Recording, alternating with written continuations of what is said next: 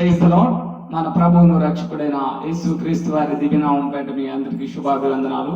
అందరు ఎలా ఉన్నారు? బాగున్నారా? మీరందరూ సుఖముగా సౌఖ్యముగా దేవుని వాక్యం సెలవిచ్చినట్లు ప్రియుడా నీ ఆత్మ వర్ధిల్లుచున్న ప్రకారం అన్ని విషయాల్లో మీరు వర్ధిల్లాలని మీ నిమిత్తం ప్రార్థన చేస్తున్నాము.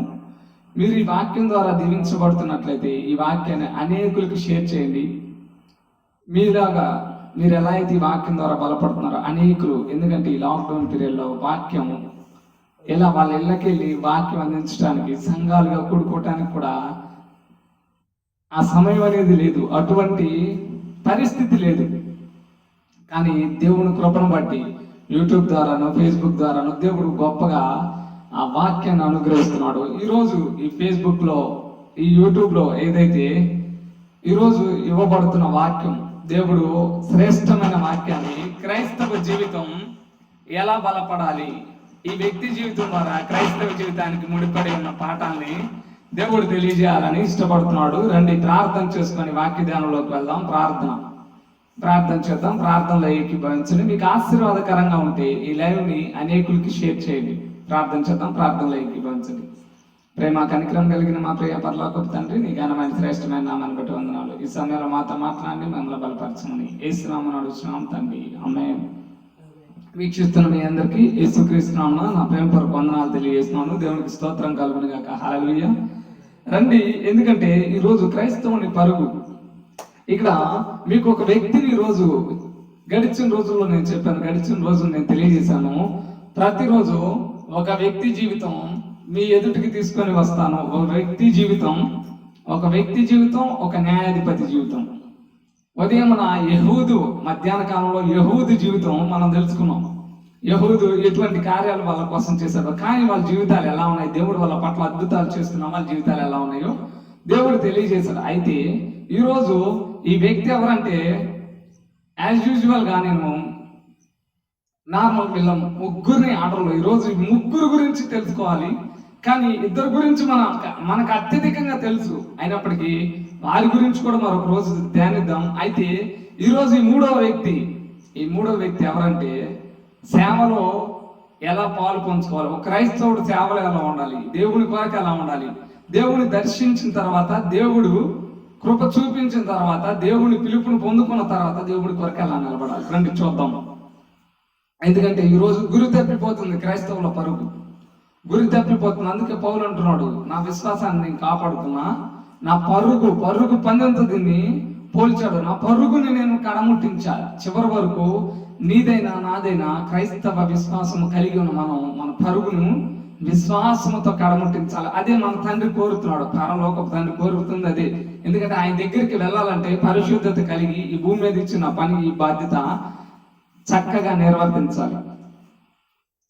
అది దేవుడు ఇచ్చింది. అయితే మనం ఈ వాక్యంలో, ఎందుకంటే ఇక్కడ ఈ వ్యక్తికి ముందున్న ముగ్గురు ఉన్నారు. వాక్యంలో చూస్తున్నాం, వాక్యంలోకి వెళ్ళినప్పుడు దేవుడు తెలియజేస్తూ ఉన్నాడు ఒక్కొక్క మాట. అయితే ఈ వ్యక్తికి ముందు ఇద్దరు సేవ చేశారు. ఆ సేవ చేసి వాళ్ళ దగ్గరికి వచ్చాడు ఈ వ్యక్తి. వారి తర్వాత, ఎందుకంటే తరం తర్వాత తరం దేవుడికి ఈ తరంలో ఒకానొక తరంలో గొప్ప దైవజనులు ఉన్నారు. గొప్ప దైవజనులు బత్సింగయ్య గారు కానీ, ఆ సమయంలో ఆర్ఆర్కే మూర్తి గారు కానీ, అలా దేవుడు ఆ తరానికి వాళ్ళని ఉంచాడు. మరలా తరం మారినప్పుడు దేవుడు ఈరోజు ఎంతో మంది అబంధ దైవజనులు దేవుడు వాడుకోవట్లేదు. తరానికి ఒకళ్ళు ఉండాలి, దేవుని కొరకు ఉండాలి, దేవుని కోసం ఉండాలి. ఆ ఒక్కడనే కాదు, ఎంతో మంది ఉండాలి. కానీ ప్రాముఖ్యంగా, ఎందుకంటే మహిమ కలిగిన సేవ చేసినప్పుడు అందరం సేవ చేస్తున్నాం, కానీ ఎందుకు వాళ్ళ సేవ వైపు చూస్తున్నారంటే అది ఫలింపు చెందుతుంది. రండి చూద్దాం. ఎందుకంటే ఈరోజు గురి తప్పిపోతున్నాం. హెబ్రీ గ్రంథకర్త కూడా తెలియజేస్తున్నాడు, సులువుగా చిక్కులు పెట్టి పాపంలో వదిలిపెట్టి గురి వద్దకు పరిగెత్తమంటున్నాడు. గురి వద్దకు పరిగెత్తడం టార్గెట్. ఈరోజు బాణం తీసుకుంటాం. బాణం దేన్ని తీసుకుంటాం? గురి పెట్టితే నన్ను కొడటానికి బాణం తీసుకొని, ఆ విల్లు తీసుకొని ఎక్కువ పెట్టి కొడతాం. ఏదన్నా ఒక టార్గెట్ ని గురి పెట్టుకొని దాని వెంట ఒక ఎగ్జాంపుల్, ఐఏఎస్ కి ప్రిపేర్ అయ్యే ఒక వ్యక్తి అయితే, ఐఏఎస్ కి ప్రిపేర్ అవుతున్న స్టూడెంట్ తన బాధ్యత ఏంటంటే ఐఏఎస్ లో ఎలా అయినా ఏదైతే ఎగ్జామ్స్ లో ఖచ్చితంగా నేను ఫస్ట్ ర్యాంక్ ఖచ్చితంగా వచ్చి నేను జాబ్ పొందుకోవాలి. అది తన గోల్. అది ఇంటర్మీడియట్ చదివే బిడ్డల వాళ్ళ గోల్ ఏంటంటే ఈ 1000 మార్క్స్ కి అవుట్ ఆఫ్ 1000 నేను 970 960 స్కోర్ చేయాలి అని వాళ్ళది. ఎంసెట్ లో నేను మంచి స్కోర్ చేయాలి. వాళ్ళ జీవితాల పట్ల వాళ్ళకు ఒక గురి ఉంది. వాళ్ళు కోరుకుంటున్నారు మా జీవితంలో మేము ఉన్నతంగా ఉండాలి. అయితే ఇక్కడ అంటున్నాడు దేవుడు, ఈ ఉన్నతమైన జీవిత యాత్రలో గురి కలిగి పరిగెత్తాలి, గురి యొద్దకు పరిగెత్తాలి. ఈరోజు నీ కనుదృష్టి గురి యొద్దకు పరిగెత్తాలంటే, ఈరోజు బాణాన్ని విల్లును ఎక్కుపెట్టిన విల్లుకాడు ఏం చూస్తాడంటే కరెక్ట్ గా గురినే చూస్తాడు, కరెక్ట్ గా గురినే చూస్తాడు. నేను ఈరోజు ఎందుకంటే ఆ గురే కనపడాలి వాళ్ళకి, ఎందుకంటే లోకం కనపడకూడదు ఇక్కడ మనకి, యేసు క్రీస్తే కనపడాలి, ఆ సిలువ వైపే కనపడాలి, ఆ సిలువలో జరిగిన బలియాగం మన ఎదుట అవపడాలి. మనకు అంత బలియాగం చేసి ఆ పరలోక పట్టణానికి తీసుకెళ్ళడానికి ప్రభు అంత త్యాగం చేశాడు. మనకు అది కనపడాలి, ఆ గురి కనపడాలి, ఆ గమ్యం కనపడాలి.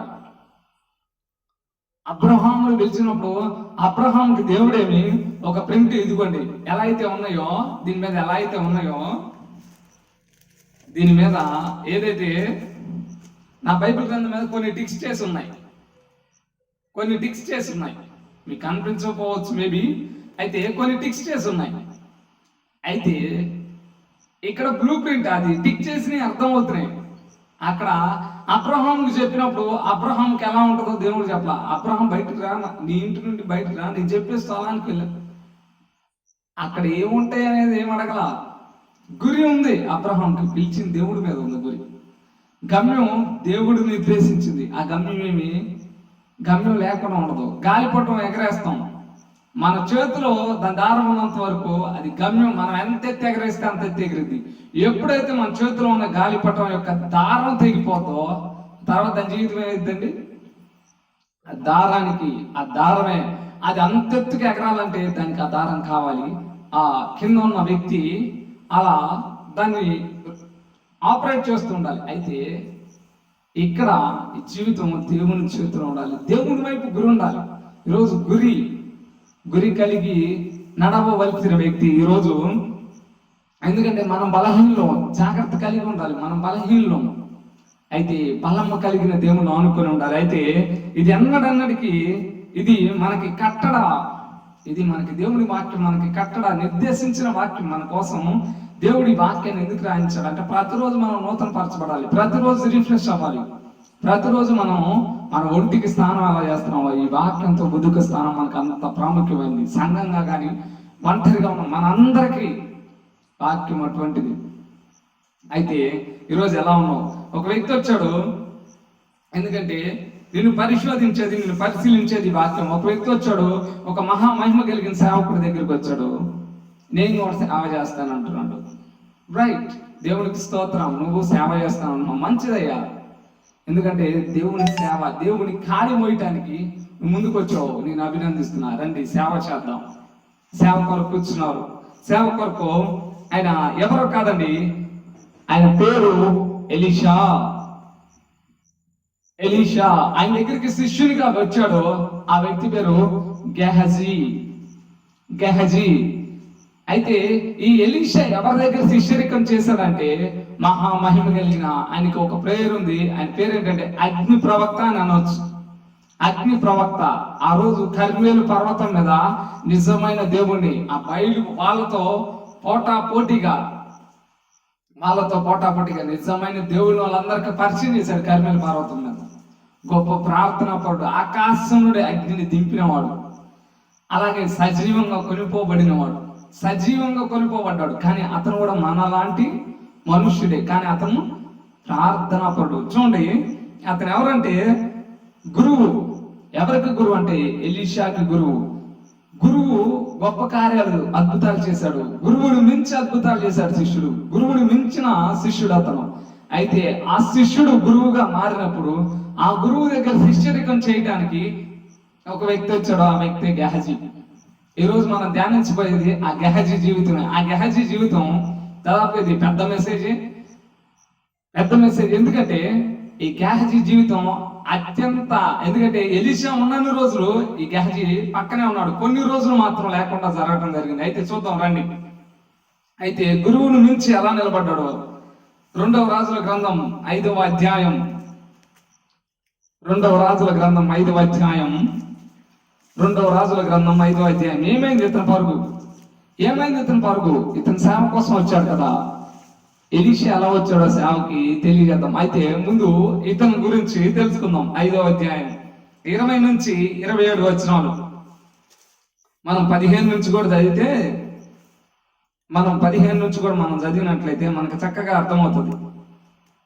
అయితే 14 కూడా చూద్దాం రండి. అతడు పోయి దైవజనుడు చెప్పినట్లు యోర్దాను నదిలో 7 మార్లు మనకు అతని దేహం పసిపిల్ల దేహం వలె అతడు శుద్ధుడాయను. అప్పుడు అతడు తన పరివారంతో కూడా దైవజనుని దగ్గరకు తిరిగి వచ్చి అతని ముందర నిలిచి, చిత్తగించుము, ఇశ్రాయేలులో ఉన్న దేవుడు తప్ప లోకమంతటి యందున మరొక దేవుడు లేడని నేను ఎరుగుదును. ఇప్పుడు నీవు నీ దాసునైన నా యొద్ద బహుమానము తీసుకునవలసినదని అతనితో చెప్పగా. ఇక్కడ ఏం చెబుతున్నాడంటే నేను శుద్ధునేను, ఈ లోకమంతట్లో గొప్ప సాక్ష్యం ఇస్తున్నాడు ఆయన. సాక్ష్యం ఇచ్చిన తర్వాత ఆ కింద మాటలు చదువుతాం. అయితే ఎలీషా, ఎవరి సన్నిధిలో నేను నిలిచి ఉన్నానో నీ కానుకలు నాకు అవసరం లేదు, నేను ఎవరి సన్నిధిలో నిలిచి ఉన్నానో, నేను ఎవరి సన్నిధిలో ఉన్నానో తెలుసా? మహాకాశంలో పట్టజానటువంటి గొప్ప దేవుని సన్నిధిలో నేను ఉన్నాను అంటున్నాడు. ఎవరి సన్నిధిలో నేను నిలవబడి ఉన్నాను. ఇశ్రాయేలు దేవుడైన యెహోవా జీవంతోడు నేనేమీ తీసుకున్నానని చెప్పాను. నయమాన్ అతనితో ఎంత బతిమాలను అతడు ఒక్కొక్కపైన బతిమలాడుతున్నాడు. అయ్యా తీసుకయ్యా, అయ్యా ఈ కానుక తీసుకయ్యా, అయ్యా ఇది తీసుకయ్యా. నేను దేవుని సేవ కోసం వద్దు, వెళ్ళిపో. నీకు దేవుని మహిమ తెలియజేయడానికి, నువ్వు స్వస్థపడతామని, అటువంటి గొప్ప దేవుడు ఉన్నాడని తెలియజేయడానికి నీకు ఈ కార్యం జరిగింది. అతను వెళ్ళిపోతున్నాడు. ఇక్కడ జరిగిన మాటలు చూస్తే, అయితే అప్పుడు యెహోవాకు తప్ప దహన బలినైనను మరి ఏ బలినైనా ఇతరమైన దేవతలకు నేను ఇక అర్పించను. 2 కంచెర గాడిదలు మోయిపట్టి మన్ను నీ దాసుని నాకు ఇప్పించకూడదా? నా యజమానుడు మొక్కుటకు రిమ్మోను గుళ్ళో వచ్చి నేను నా చేతి మీద అనుకున్నప్పుడు నేను రిమ్మోను గుళ్ళో నమస్కారం చేసిన సంగతిని గురించి యెహోవా నీ దాసునైన నన్ను క్షమించుగాక అని నయమాను చెప్పగా. ఈ మాటలు చెప్పినప్పుడు ఈ మాటలు ఎందుకు చదివిస్తున్నానంటే, ఎలీషా నెమ్మది కలిగి పొమ్మని అతనికి సెలవిచ్చిన అతడు ఎలీషా యొద్ద నుండి వెళ్ళి కొంత దూరము సాగిపోయాను. ఇక్కడ మన అసలు వాక్యం అనేది మనకు ఇప్పుడు మొదలవుతుంది. అంతటా దైవజనుడైన ఎలీషాకు సేవకుడవు గెహజీ ఏం చేస్తున్నాడు చూడండి, ఏమంటున్నాడు అక్కడ చదవండి. సిరియనుడైన ఈ నయమాను తీసుకొచ్చిన వాటిని అంగీకరించుటకు నా యజమానునికి ఏం లేదు, మనస్సు లేకపోయాను కానీ యెహోవా జీవముతోడు నేను పరిగెత్తుకొని పోయి అతను కలుసుకొని అతని అధ్యయను తీసుకుందును అనుకొని. ఆ వాక్యం జరిగితే ఏంటంట, ఆయన చెప్పేటప్పుడు కూడా యెహోవా జీవంతోడు మా యజమానుడికి ఇటు మీద ఇష్టం లేదు, నేను పోయి మటుకు అయ్యే తెచ్చుకుంటా, ఏదో ఒకటి తెచ్చుకుంటా ఆయన దగ్గర. అయితే ఇక్కడ ఏమంటున్నాడంటే, ఎందుకంటే దేవుని దగ్గర కొన్ని విషయాలకి అన్నిటికీ ఎస్ చెప్పడం కాదు, కొన్నిటికి నో చెప్పాల్సి వస్తుంది. ఈరోజు నాకు తెలిసిన, ఎందుకంటే దేవుని సేవకు వచ్చినప్పుడు చాలా మంది కానుకిస్తూ ఉంటారు. అయితే వాళ్ళ స్థితిని కూడా ఒక్కోసారి గమనించాల్సి వస్తుంది, గమనించి తీసుకోవాలి. కానుక తీసుకోవద్దని చెప్పట్లేదు, కానీ అది నువ్వు తీసుకోవటం వల్లే వాళ్ళు ఆశీర్వదించబడతారు. అయితే ఇక్కడ ఎలీషా ఎందుకు వద్దన్నాడంటే, అతను ఆ కానుకలన్నీ ఇస్తున్నప్పుడు అది కాదు, దాని మీద మనసు మీద ఉండి కాదు ఈయన సేవకు వచ్చింది, మహిమ కలిగి. ఎందుకంటే ఈయన జీవితంలో మనం ముందుకెళ్ళినప్పుడు మనం చూడవచ్చు. ఎందుకంటే 180 ఎకరాలు వదిలేసి వచ్చాడు. 180 ఎకరాలు 12 అరకలు దున్నుతున్నాయి. 12 అరకలు 180 ఎకరాల ఆస్తున్న ఆసామి వదిలేసి, మా తప్పుడు పడంగా వదిలేసి దేవుని సేవకు వచ్చాడు. ఆయనకి ఈయన ఇస్తుంటే ఎలా ఉంటుంది, నేను ఏం కోరుకోవటానికి రాలేదు, ఇవన్నీ కోరుకోవటానికి నేను రాలేదు, నేను వచ్చింది ఎందుకంటే ఆ మహిమ కలిగిన దేవుని సేవ చేయటానికి అని చెప్పి ఆయన చెప్తున్నప్పుడు, ఎందుకంటే ఈయన గురించి చక్కని మాటలు చెప్తున్నారు. ఈయన ఎలాంటి వాడంటే ఏలియా చేతుల మీద నీళ్లు పోసేవాడు. ఏలియా చేతుల మీద నీళ్లు పోస్తూ వచ్చిన షాపాతు కుమారుడైన ఏలియా ఏం చేశాడంటే పరిచర్య, ఆ చేతుల మీద నీళ్లు పోస్తూ వచ్చాడు. ఆ పరిచర్య ఎలీషా దగ్గర చక్కగా నేర్చుకున్నాడు. ఎలీషా దగ్గర ఒక గొప్ప, ఎందుకంటే అగ్ని ప్రవక్త చెప్పాను కదా, బహుబలంగా ఆ ప్రార్థన అప్పుడు ఆయనకి కాకుల ద్వారా ఆహారం పంపించాడు దేవుడు. కరువులో కూడా పోషించబడ్డారు. అయితే ఈరోజు ఎలా ఉన్నావు? అందుకే అంటున్నాడు, ఏలియా చేతుల మీద నీళ్లు పోయటానికి వచ్చాడు. ఈ రోజు కొలస్సీలకు రాసిన 3వ పత్రిక 5వ అధ్యాయం 3వ పత్రిక 1వ అధ్యాయం 1వ వాక్యం చూస్తే, మీరు పైన వాటిని వెతకాలి, ఎందుకంటే దేవుడితో లేపబడితే. చూడండి ఆ మాట చూడండి, భూ సంబంధమైన వాటి మీద మనసు పెట్టకుడి, అందుకే పర సంబంధమైన వాటి మీద ఈయన మనసు పెట్టాడు. కొలస్సీలకు రాసిన పత్రిక 3వ అధ్యాయం, కొలస్సీ 3:1, మీరు క్రీస్తుతో కూడా లేపబడిన వారైతే పైన వాటిని వెతుకుడి, అక్కడ క్రీస్తు దేవుని కుడి పార్శ్వమునందు కూర్చొని ఉన్నాడు. ఈయన ఏం వెతుకుతున్నాడు అంటే, ఈయన ఇక్కడ డబ్బును వెతకట్లా, ఈయన దేవుని కొరకు నిలబడి ఉన్నాడు. అయితే మనం కూడా క్రీస్తు కోసం, క్రీస్తుతో లేపబడిన వారం అయితే పైన ఉన్న వాటిని, పరలోక సంబంధమైన వాటిని వెతకాలని తెలియజేస్తున్నాడు. అయితే ఇక్కడ ముందుగా ఏలియా తర్వాత ఎలీషా తర్వాత గెహజీ, ఇది పరిచర్య అక్కడ జరిగింది. ఎందుకంటే ఎలీషా తర్వాత ఎలీషా శిష్యులు చాలా మంది ఉన్నప్పటికీ పేర్లు ఎవరే రాలేదు, ఒక గెహజీ పేరే రాయబడింది. గెహజీ పేరు ఒక్కటే రాయబడింది. మరి ఈ గెహజీకి ఇచ్చిన ఆధిక్యతలో ఆ దేవుడు ఎంత ఆధిక్యత ఇచ్చాడంటే, గొప్ప ఆధిక్యత కోల్పోయాడు ఈ గెహజీ. చాలా గొప్ప ఆధిక్యతలు ఇచ్చాడు, కానీ ఆధిక్యతను కోల్పోయాడు. ఇదే యాస్టీస్ గా ఇలాంటి వ్యక్తి అపోస్తుల్లో ఒక వ్యక్తి యేసుక్రీస్తు ఎంచుకున్న 12 మందిలో ఒక వ్యక్తి ఉన్నాడు. అతని పేరు మీ అందరికి బాగా తెలుసు, ఇస్కరియోతు యూదా. ఎందుకంటే ఈయనలాగే డబ్బు వెంబడి పడ్డాడు. ఆయనలేమో మిగతా వాళ్ళంతా సేవ కోసం, సేవా దృక్పథంతో యేసుక్రీస్తుని వెంబడిస్తే ఆయన డబ్బు కోసం వెంబడించాడు. డబ్బు సంచి ఎప్పుడు దేవుడు ఎంత గొప్పవాడంట, ఆయన దగ్గర డబ్బు సంచి ఎప్పుడు ఉండేది. డబ్బు సంచి ఎప్పుడు ఆ ఇస్కరియోతు యూదాకి ఇచ్చాడు దేవుడు. అయినా కానీ మారతాడేమో అని చూశాడు, మార్పు చెందని జీవితం. అయితే ఇక్కడ వాళ్ళ పేర్లకు అర్థం ఏంటంటే, ఏలియా అంటే యెహోవాయే నా దేవుడని ఏలియా అంటున్నాడు, యెహోవాయే నా దేవుడని ఏలియా అంటుంటే, ఎలీషా అంటున్నాడు యెహోవాయే నా రక్షణ అంటున్నాడు. ఆయన నా దేవుడు అంటుంటే ఈయన నా రక్షణ కూడా ఆయన అంటున్నాడు. ఈ గెహజీకి దర్శనం అని అర్థం. గెహజీ అనే పేరుకి అర్థం దర్శనం.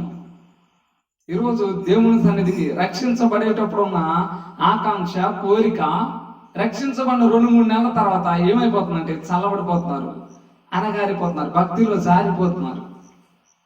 యేసుక్రీస్తుని నమ్ముకున్న తర్వాత నమ్మకంగా రోషంగా జీవించాలని, ఏదైతే ఏలియా ఎలా అయితే రోషంగా జీవించారు, రోషం కలిగి జీవించారు. ఎవరి పట్ల? దేవుని పట్ల. దేవునికి మహిమకరంగా జీవించాలి, జీవితం అంటే మహిమకరంగా జీవించాలని రోషం కలిగి జీవించారు. ఎందుకంటే దేవుని కేంద్రంగా చేసుకొని వాళ్ళు జీవించారు. ఎందుకంటే లోకం మీద ఆశ లేదు. వాళ్ళ పేర్లకు ఉన్న అర్థాలు గొప్పగా ఉన్నాయి, కానీ ఆయన పేరు కూడా గెహజీ అనే పేరుకి అర్థం ఉంది, దర్శనం అనే అర్థం ఉంది. కానీ అయితే ఆ దర్శనం, నా పేరుకో దర్శనం ఉంది, ఆ దర్శనానికి జీవించలేకపోయాడు. ఆ దర్శనానుగుణంగా, దర్శన రీతిగా జీవించలేకపోయాడు. దర్శనం ఎలా ఉందో ఆ దర్శన విధానంగా, ఈరోజు పేరు ఒకలాగా ఉంటది. పేరేమో శాంతమ్మ, ఆ పేరుకు తగ్గట్టుగా ఆమె శాంతంగా ఉంటుందా? శాంతంగా ప్రశాంతంగా జీవిస్తుందా? కాదు. పేరేమో ఒక రకంగా ఉంటది, కానీ ఆ పేరుకు దగ్గర జీవితం ఉండదు. ఈయన పేరుకి అర్థం దర్శనం, కానీ ఈయనకున్న దర్శనాన్ని మరచిపోయాడు. ఏంటంటే ఈయన చూపు దేవుని వైపు నుంచి నయమాను తెచ్చిన ఏవైతే వెండి, ఆయన ఎందుకంటే సిరియా సైన్యాధిపతి కదా, ఆయన దగ్గర బంగారం, వెండి చాలా ఉంటాయి, వాటి వెంట పరిగెత్తుతున్నాడు. ఈరోజు చాలా మంది దేవుని సేవను వదిలేసి వెళ్ళిపోయే వాళ్ళు చాలా మంది ఉన్నారు. లోకాశల వెంబడి పడిపోయేవాళ్ళు. దేవుడు పిలిచిన ఉన్నత పిలుపుని నిర్లక్ష్యపరచకూడదు. ఈరోజు మన ఎదుటుందంటే చాలా మంది తమ బాధ్యతలను వదిలేసి, ఎందుకంటే చాలా మంది తమ బాధ్యతలు దేవుడు చూసుకుంటాడని దేవుని మీద నిలబడినప్పుడు అనేక గొప్ప కార్యాలు జరిగినాయి. అయితే ఇక్కడ మనం చూస్తే మొదటిగా గెహజీ పొందిన ఆధిక్యతల వరుసన ఒకదాని తర్వాత ఒకటి చూద్దాం. ఎందుకంటే ఇక్కడ గెహజీ ఎలీషా శిష్యునిగా ఎంచబడ్డాడు. ఎంచబడటం అంటే ఇక్కడ మనం చూస్తే ఏలియా చనిపోయిన తర్వాత అటువంటి మహిమకరమైన సేవ ఎవరు చేస్తారని అందరూ చూస్తున్నారు. ఎలీషా వచ్చాడు, ఎలీషా అట్టి విధంగా సేవ చేశాడు. ఆ ఎలీషా దగ్గర ఈయన పరిచర్య ట్రైన్ అవుతున్నాడు. నేర్చుకుంటున్నాడు. ఆయన దగ్గర ఉన్నప్పుడు ఎలా చేయాలి, తర్వాత ఈయన వచ్చిన ఆయన ఎలా చేయాలి సేవ, మహిమకరమైన సేవ చేయడానికి సిద్ధపడాలి. అయితే ఇక్కడ చూస్తే ఏలియా 9 అద్భుతాలు చేశాడు, ఎలీషా 18 అద్భుతాలు చేశాడు. తర్వాత అద్భుతాలు చేయవలసిన వ్యక్తి ఎవరు?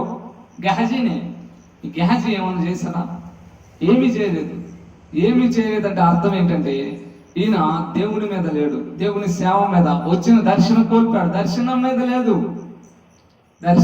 లేదు, దేవుడు ఇచ్చిన గురి మీద లేదు, తన ఇష్టానుసారంగా ఉన్నాడు. అయితే ఇక్కడ చూస్తే ఎందుకంటే భక్తి, వీళ్ళ ముగ్గురు భక్తిలో చూస్తే గురువులకు మించిన భక్తి శిష్యుల దగ్గర ఉంది.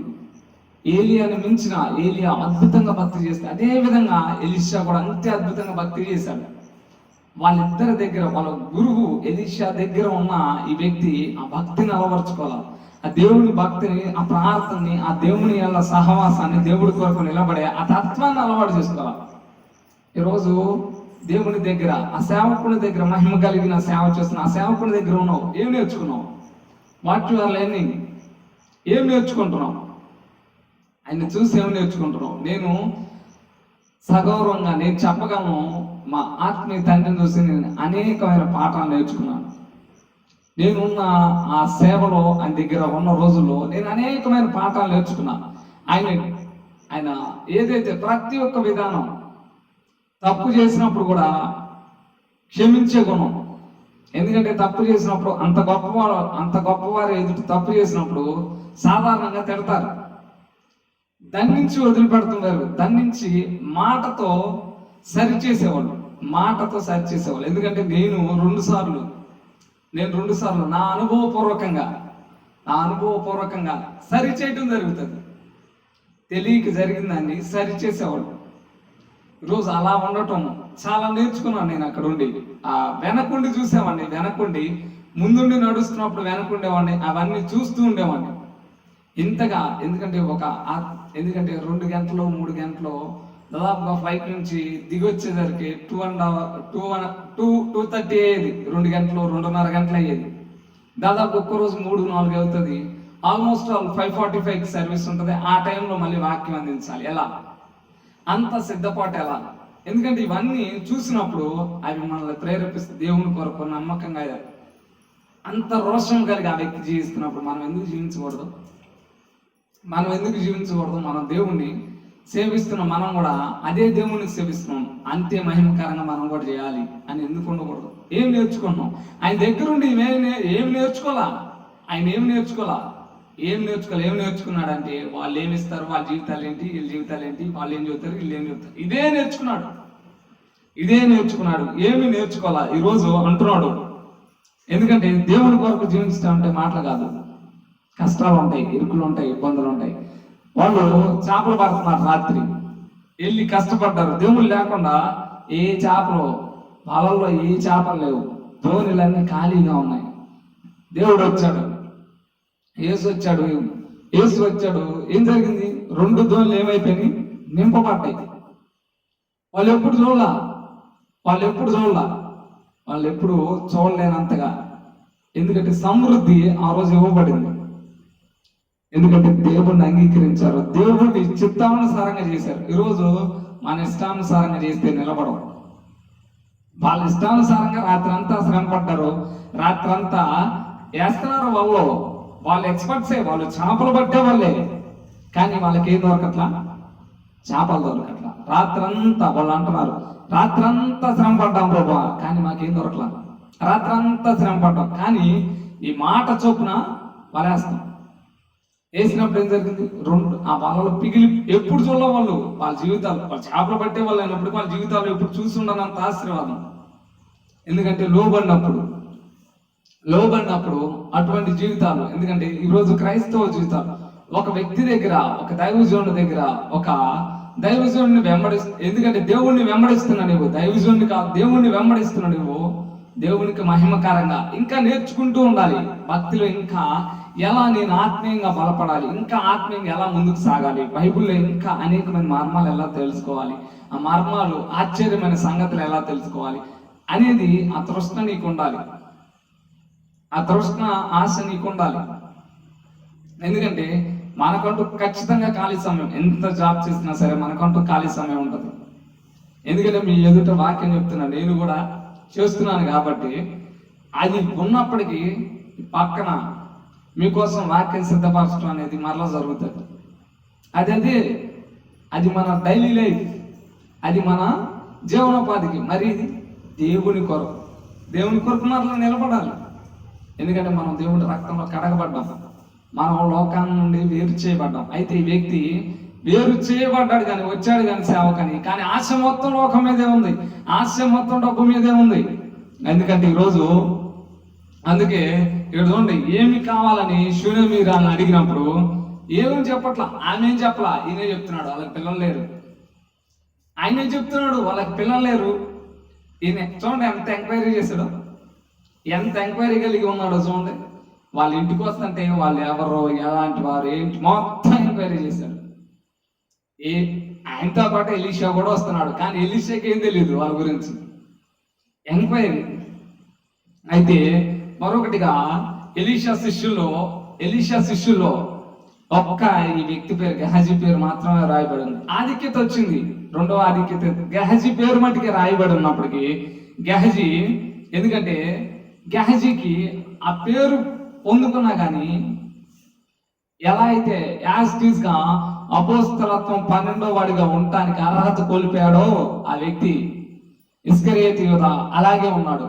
ఇతని పేరు ఒక్కటే రాయబడింది. గిల్గాల్లో బైబిల్ కాలేజ్ పెట్టబడింది, బైబిల్ కాలేజ్ ఉంది. అయితే చాలా మంది శిష్యులు ఉన్నారు, రోజు రోజుకి ఎక్కువ అవుతున్నారు, శిష్యులు ఎక్కువ అవుతున్నారు. దేవుని మీద ఆసక్తితో, దేవుడిని రాజ్యవ్యాప్తి కొరకు అనేకులు ఎక్కువ అవుతున్నారు. దేవుని రాజ్యవ్యాప్తి కొరకు అనేకులు నేర్చుకుంటూ దేవుని రాజ్యాన్ని కడటానికి అనేక మంది ఎక్కువ అవుతున్నప్పటికీ ఇక్కడ చూస్తే గెహజీ మాత్రం అందరూ దేవుని ఇంటికి, వాళ్ళ ఇంటి నుండి వచ్చారు, దేవుని సన్నిధికి వచ్చి నేర్చుకున్నారు, ఆశీర్వాదాన్ని వాళ్ళు తీసుకెళ్తే ఈ గెహజీ మాత్రం తన ఇంటికి దేన్ని తీసుకెళ్ళాడంటే శాపాన్ని తీసుకెళ్ళాడు. ఏంటయ్యా శాపం అంటే, నయమానికి ఏదైతే కుష్టి ఉందో ఆ కుష్టిని గిఫ్ట్ గా తీసుకుపోయాడు.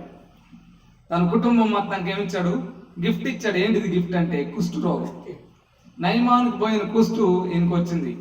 అయితే ఎలీషా తర్వాత పరిచర్య చేయవలసిన వాడు, ఆ పరిచర్య ఎలా చేయాలి, ఈయన తర్వాత నేనే. ఎందుకంటే ఆయనకు కూడా తెలుసు, ఆయన కూడా చనిపోతాడని, ఎలీషాకి కూడా తెలుసు. అయితే ఎలీషా ఏమంటున్నాడంటే ఈ గెహజీకి ముందే ట్రైన్ చేస్తున్నాడు, గెహజీకి చాలా అవకాశాలు ఇచ్చాడు. ఈరోజు అవకాశాలు ఇవ్వకుండా ఎవరు పైకి రాలేము, ఎవరో ఒకరు. ఎందుకంటే అవకాశాలు ఇవ్వకుండా అక్కడే పెడితే వాళ్ళు ఎవరో కూడా తెలియదు, కనుమరుగైపోతారు. వాళ్ళు ఎవరో కూడా తెలియదు, వాళ్ళ ఆసక్తి కూడా రాదు, ఇక వాళ్ళకి ఆసక్తి కూడా ఉండదు. ఈరోజు తను ఎదుగుతూ అనేకుల్ని ఎదగనివ్వాలి, అనేకుల్ని ప్రోత్సహించాలి, పురికొల్పాలి. ఎలీషా చేస్తుంది అదే. ఎలీషా మహిమకరమైన సేవ చేస్తూ ఆ బైబిల్ కాలేజీలో వాళ్ళందరినీ తర్ఫీదునిస్తున్నాడు. అయితే ఇక్కడ చూస్తే గొప్ప ఆధిక్యత కోల్పోయాడు. తర్వాత సేవా పరిచయం వచ్చింది. సేవా పరిచయం వదిలేసి యాస్టీజ్ అంతే. యేసుక్రీస్తు వెళ్ళిపోయిన తర్వాత అపోస్తలత్వంలో ఉన్న 12వ వ్యక్తిగా ఉంటే అతను కూడా ఏదో ఒక దేశానికి ఎక్కడో చోట పంపబడి సేవ చేసేవాడేమో. కానీ ఏంటంటే దేవుని దృష్టిలో నుంచి మరలిపోతున్నాడు. ఈరోజు క్రైస్తవుడు కూడా అంతే. వచ్చినప్పుడు దేవుని సన్నిధికి వచ్చినప్పుడు రక్షించబడక ముందు ఉన్న విశ్వాసం రక్షించబడిన తర్వాత సన్నగారిపోతున్నాడు. నెల నెలకి ఎలా అయితే ఇదిగో నేను ఎలా అయితే వెనక్కి వెళ్తున్నానో అలాగే జీవితం వెనక్కి వెళ్తుంది. దేవుడు అంటుంది అలా కాదు, పరుగు పందెం ఇది పరుగు పందెం. పౌలు చెబుతున్నాడు, ఈ పరుగు పందెంలో ఎదురు సిలువ వైపు చూస్తూ అనుదినం, దేవుడు అంటున్నాడు అనుదినము సిలువను ఎత్తుకొని వెంబడించాలి. ఒక గంటో అరగంటో ఏదో కష్టం వచ్చినప్పుడు, బాధ వచ్చినప్పుడు, ఇరుకు వచ్చినప్పుడు, ఇబ్బంది వచ్చినప్పుడు కాదు. అనుదినం తనను తాను ఉపేక్షించుకొని తన సిలువను ఎత్తుకొని నన్ను వెంబడించాలి. తనను తాను ఉపేక్షించుకోవాలి. ఈరోజు మనం ఉపేక్షించుకోవడం అంటే మన ఎదుటి బిర్యానీ ఉంటే మనం కంట్రోల్ చేసుకోలేము. అత్యధికంగా ఇక్కడ రాదేంటాం. ఒకటి చెప్తుంది, వాక్యం చెప్తుంది ఏంటంటే తిండి తినేటప్పుడు గొంతు కత్తి పెట్టుకో అంటే లిమిట్ పెట్టుకో అని అర్థం. కత్తెడు పెట్టుకో కోసేముని కాదు, లిమిట్ పెట్టుకో. ఎంత తినాలి, ఎందుకు ఎక్కువ తినొద్దని చెప్తున్నాడంటే, ఎక్కువ తింటే నువ్వు బద్ధకస్తుడు అవుతావు, బద్ధకస్తుడు అయితే నిద్ర వస్తుంది, నిద్ర వస్తే సోమరిపోతుడు అవుతావు, అలా నీ జీవితాన్ని వ్యర్థపరుచుకుంటావు. అందుకే అప్పుడు నువ్వు మేల్కోలేవు. అందుకనే తెలియజేస్తున్నాడు. అయితే ఇక్కడ చూస్తే నమ్మకం, తిమోతికి రాసిన 2వ పత్రిక 2వ అధ్యాయం 2వ వచనం, తిమోతికి రాసిన 2వ పత్రిక 2వ అధ్యాయం 2వ వచనం. ఆ మాట ఏదుందో ఒక్కసారి చూడండి. పౌలు తిమోతికి లేఖ రాస్తూ తెలియజేస్తున్నాడు, సేవ నా తర్వాత సేవ అప్పచెప్పాలనుకుంటున్నావు, నీ తర్వాత ఎవరికన్నా అయితే ఎవరికి అప్పచెప్పాలి, ఎలాంటి వాళ్ళకి అప్పచెప్పాలో ఆ వాక్యంలో రాయబడి ఉంది. చూడండి ఆ వాక్యం. నీవు అనేక సాక్షుల ఎదుట, అనేక సాక్షులు ఉండాలి వాళ్ళ ఎదుట, నా వలన ఇనిన సంగతులను, నా వలన సంగతులు విన్నావు కదా తిమోతి, ఆ సంగతులను ఇతరులకు బోధించుటకు, ఇతరులకి తెలియజేయుటకు సామర్థ్యము గల నమ్మకమైన మనుషులకు అప్పగింపుము. సామర్థ్యము గల నమ్మకమైన మనుషులకి అప్పగించుమో. దేవునికి స్తోత్రం. సామర్థ్యం ఉండాలి, ఈ బోధింపగలిగిన సామర్థ్యం. నిన్న మనం చూసాం, ఇజ్రా ధర్మశాస్త్రం మొత్తంలో దాన్ని చెప్పడంలో ప్రావీణ్యత ఉంది, ప్రావీణ్యత కలిగిన వాడు. అయితే ఈరోజు నీ జీవితం ఎలా ఉంది? నీ జీవితం, ఈయన సేవకు వచ్చిన ఇతను నమ్మకంగా లేడు, నమ్మకత్వం అనేది కోల్పోయాడు, నమ్మకత్వం అనేది కోల్పోయాడు. ఈరోజు నమ్మకం అనేది అతి ప్రాముఖ్యమైనది క్రైస్తవ జీవితంలో, ప్రాముఖ్యమైనది నమ్మకత్వం. ఒక విశ్వాసిగా, సంఘానికి, దైవజనుడికి, దేవుడికి. ఎందుకంటే ఈరోజు మనం ఎక్కడికి ఒక చోట రక్షించబడ్డాం, వేరొక చోటకు వెళ్ళాం, మనల్ని వాళ్ళు ఏమంటారు, వాళ్ళని మనం ఏమని పిలవాలి? ఆత్మీయ తండ్రిని పిలుస్తారా? పిలుస్తామా? పిలవలేదు. ఎందుకంటే మన కోసం కష్టపడి కన్నీరు గార్చిన ఆత్మీయ తండ్రి అక్కడ ఉన్నాడు, మనం ఎక్కడ ఉన్నాం? మనం వేరే చోట ఉన్నాం. వాళ్ళు ఏమనగలం? సహోదరులు అనగలం. ఆత్మీయ తండ్రి ఒక్కడే ఉంటాడు. మిమ్మల్ని, మీ ఆత్మల్ని నరకానికి పోకుండా కాపాడేవాడు. మీ నిమిత్తం అనుదినము దేవునికి సన్నిధిలో మోకరించి ప్రార్థన చేసేవాడు. అందుకే మీరు ఏ బండ నుండి చెక్కబడ్డారో ఆలోచించండి. మీ పాప ఏ బంధకాల్లో ఉన్నప్పుడు దేవుడు మిమ్మల్ని ఆ దైవజనుడిని ఎంచుకొని తీశాడు, ఒక్కసారి ఆలోచించండి. అది ఎంతైనా ప్రాముఖ్యమైనది. అయితే ఇక్కడ మనం చూస్తే, ఎందుకంటే ఎలీషా ద్వారా సేవకు సిద్ధపడుతున్నాడు, తర్వాత సేవ చేయాలి కదా, సిద్ధపడి ఉండాలి. ఈరోజు ప్రతి ఒక్క దానికి, ఈరోజు మనం ఒక ట్రైన్ ఎక్కాలంటే, ట్రైన్ 11 o'clock అంటే మనం 10:30, 10:45కి అక్కడ ఉంటాం. ఎందుకు? 11కి మనం వచ్చాం అనుకోండి, 11:5కి మనం వస్తే ట్రైన్ వెళ్ళిపోయి ఉంటుంది. అయితే మనం అంత సిద్ధపాటు కలిగి ఉండాలి. ఎందుకు? ప్రయాణానికే మనకు అంత సిద్ధపాటు ఉంటే ప్రభు రానయ్యన్నాడు, మరి ఎంత సిద్ధపాటు కలిగి ఉండాలి. ఇక్కడ మహిమ కలిగిన సేవ, ఏలియా ఏమో అంత మహిమ కలిగిన సేవ చేశాడు, ఎలీషా కూడా అంతే మహిమ కలిగిన సేవ చేశాడు. అయితే ఇప్పుడు ఆ సేవ చేయాలి. ఆ సేవ చేయటానికి తర్ఫీదు పొందేటప్పుడు ఎలా పొందాలి, ఎలా చేయాలి, ఏంటి? ఇంకా దేవుడికి ఎంత మహిమకరంగా ఉండాలంటే, వాళ్ళు ప్రార్థన చేస్తే ఆకాశం నుండి అగ్ని కురిసింది, వాళ్ళు ప్రార్థన చేస్తే బిడ్డలో, ఏదైతే చనిపోయిన బిడ్డలో మరలా బ్రతికించబడ్డారు. అయితే మరి ఇట్టి ప్రార్థన, ఇంత జీవితం మరి నాకు కూడా కావాలి కదా. మరి దాన్ని అనుకోలేదు, మెలుకోలేదు. వాళ్ళు ఎలా భక్తిగా ఉన్నారు, ఏంటి వాళ్ళ దగ్గర ఆయన నేర్పుతున్నప్పుడు నేర్చుకోలేని వాడు, నేర్చుకునే తత్వం లేదు. ఎంతసేపటికి ఈరోజు మనం ఎగ్జాంపుల్గా మీ ఎదుటున్న నేనే, చాలా మంది మీ ఎదుటున్న నేనే వాక్యం చెప్తా ఉన్నా, నిద్రపోతుంటే ఏం చేయమంటారు? నిద్రపోతుంటే నాదే తప్పు, నిద్రపోతుంటే నాదే తప్పండి, నాది కాదు. ఈరోజు చాలా మంది గొంతు దించుకొని వాక్యం ఎందుకు చెప్తారంటే, ఈ వాక్యం వాళ్ళ హృదయాలు ఫలించాలని. కానీ నిద్రపోతున్నారంటే ఏంటి ప్రాబ్లం? ఎక్కడ వస్తుంది ప్రాబ్లం? మన దగ్గరే వస్తుంది. అయితే ఇక్కడ అంటున్నాడు, నిద్ర రాకుండా ఉండాలి. నిద్ర ఎందుకు వస్తుందంటే, సాతాను వచ్చి నువ్వు ఈ వాక్యం విన్నావు అనుకో బాగుపడతావు, నువ్వు ఈ వాక్యం వినకూడదు, నిద్రపుచ్చుతున్నాడు, నిద్రాత్మని పని చేపిస్తున్నాడు, నిద్రాత్మ పని చేయకూడదు. అయితే ఇక్కడ చూస్తే ఆ సేవ, ఎందుకంటే తన కుమారుని, ఏదైతే శూన్యమీరాలు కుమారుని బతికియటానికి దండాన్ని ఇచ్చాడు. ఈయనకి తన చేతిలో ఉన్న దండాన్ని, ఎందుకంటే అధికారక సూచనగా ఇచ్చాడు, వెళ్ళి బతికించంటే ఎలా వెళ్తున్నాడు చెప్పాడు. అప్పటికి ఈయన గురించి చాలా బాగా తెలుసు ఎలీషా గారికి. ఎలీషా గారు అంటున్నారు, ఎవరికి బయట వెళ్ళే వాళ్ళకి వందనాలు చెప్పొద్దయ్యా, డైరెక్ట్గా వెళ్ళు. ఎవరన్నా కనపడితే వాళ్ళకి మన భాషలో చెప్పాను నేను, వాళ్ళకి వందనాలు. వాళ్ళకి ఎందుకంటే నువ్వు ఎవరి దగ్గర కూర్చుంటే ఇంకా బావు తొమ్మ బంకలాగా అక్కడే ఉంటావు, ఎక్కడికి బావు వాళ్ళతో కోరుసుకొని ఉంటావు. అందుకే చెప్తున్నాడు, అక్కడ వద్దు, నువ్వు వెళ్ళిపో. ఎవరు ఎదురొచ్చి నీకు వందనం చేసిన వాళ్ళు ఎవరికి ఏ మాటలు చెప్పినా ఏం రెస్పాండ్ అవ్వదు, డైరెక్ట్గా వెళ్ళు. అయితే అవేమీ పట్టించుకోవాలా, ఎందుకంటే చాలా సూచనలు ఇచ్చాడు. ఈరోజు సేవా పరిచర్యకు వచ్చే ముందు చాలా సూచనలు ఇస్తారు ఆత్మీయ దైవజనులు కానీ ప్రతి ఒక్కరు ఆత్మీయ నాయకులు ఆ సలహాలు ఇస్తారు. సలహాలు మిమ్మల్ని ఎవరైతే బైబిల్ ట్రైన్ చేస్తారో, ఎవరైతే సేవకు వెళ్తారో వాళ్ళకి సలహాలు సూచనలు ఇవ్వడం జరిగింది. ఒక తండ్రిగా మన బిడ్డలకి బైక్ తోలేటప్పుడు, మనం బైక్ రైడ్ చేసేటప్పుడు మనమే ఎన్ని సలహాలు ఇస్తాము. మనమే జాగ్రత్త, సిగ్నల్ లైట్ జాగ్రత్త, సిగ్నల్స్ అలా వేయాలి, ఇంత స్పీడ్ 40 to 60లోనే వెళ్ళాలి, హై రేంజ్ 80, 90 అలా వెళ్ళాలి. ఇన్ని సూచనలు మన బిడ్డలకే మనం బైక్ తోలుతున్నప్పుడు మనం ఇన్ని సూచనలు ఇస్తే ఆ ఎలీషా ఎన్ని సూచనలు ఇచ్చి ఉంటాడు ఆలోచించండి. మహిమ కలిగిన సేవ అయ్యా నువ్వు తర్వాత చేయాల్సింది, అది ఆశామాషి కాదు, అది ఆకాశ మహాకాశంలో పట్టజాల దేవుని సేవ అయ్యా, అది దానికి సమర్పణ కలిగి వెళ్ళాలయ్యా అని చెప్పి ఎన్నో చెప్పుంటాడు. అందుకే దండం కూడా ఇచ్చాడు, బ్రతికించడానికి అవకాశం ముందు ఇతనికే ఇచ్చాడు, ఛాయిస్ ఇతనికే ఇచ్చాడు, కానీ వాడుకోలా. ఈరోజు అవకాశాన్ని వాడుకుంటున్నావా, సద్వినియోగపరుచుకుంటున్నావా? అందుకే ఎందుకంటే ఎలీషాని వెంబడించి అవకాశం కూడా కోల్పోయాడు, మధ్యలోనే కోల్పోయాడు ఎలీషాని వెంబడించడం. ఎందుకంటే ఎలీషా మహిమకరమైన సేవ చేస్తూ సువార్త అటు రాజుకు కూడా తెలియజేస్తున్నాడు. గొప్పగా సేవ జరుగుతుంది, సేవా పరిచయం జరుగుతుంది. ఆ సేవా పరిచయంలో వెంబడించవలసిన వాడు వెంబడించట్లేదు. ఎందుకంటే లోకం వెంబడి చూస్తున్నాడు. తన వెంబడింపు పెట్టిందంటే డబ్బు, ధనాపేక్ష.